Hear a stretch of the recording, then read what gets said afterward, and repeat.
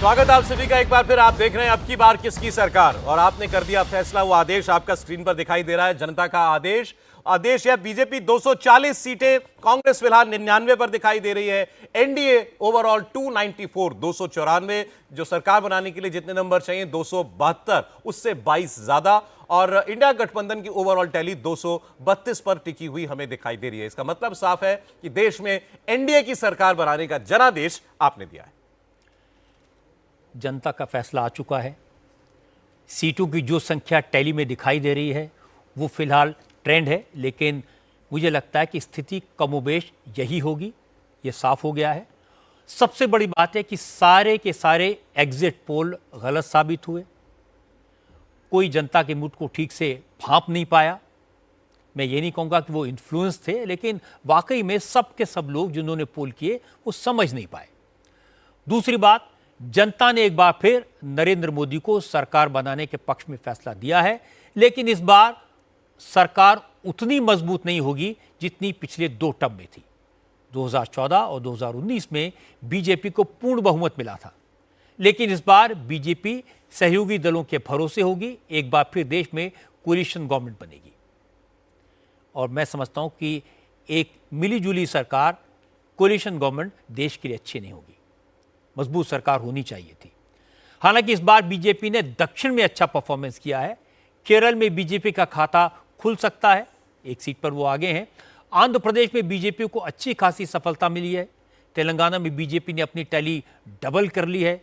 उड़ीसा में बीजेपी ने clean sweep किया है। 25 साल के बाद उड़ीसा में नवीन पटनायक का किला पूरी तरह ढह गया।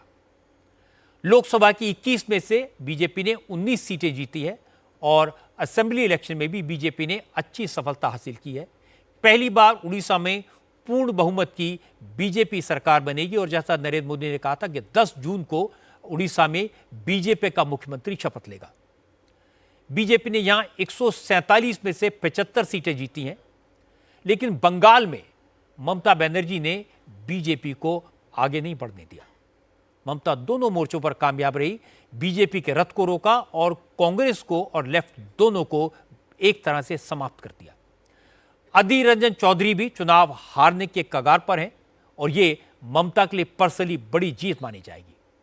जिन राज्यों से बीजेपी को बहुत ज्यादा उम्मीदें थी, वहां बीजेपी को जबरदस्त नुकसान हुआ।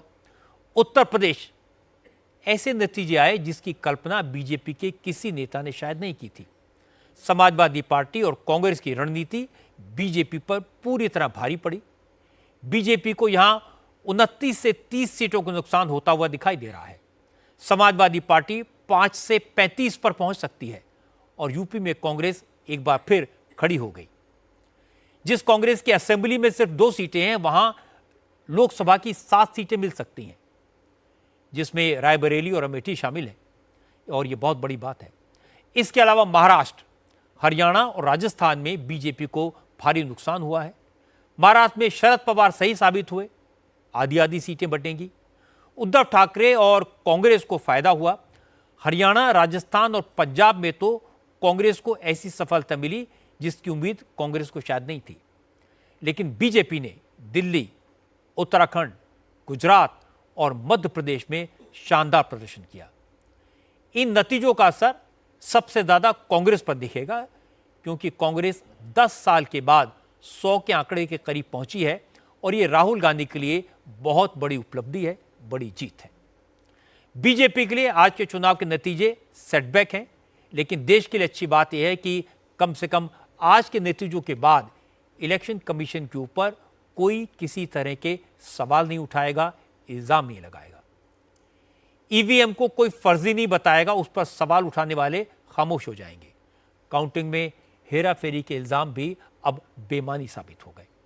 कुल मिलाकर यह कहा जा सकता है कि जिसे हारना था हार गया, जिसे जीतना था वो जीत गया, लेकिन आज हमारा लोकतंत्र और मजबूत हुआ है। दुनिया में हमारे देश की चुनाव प्रक्रिया पर यकीन और पुख्ता हुआ है।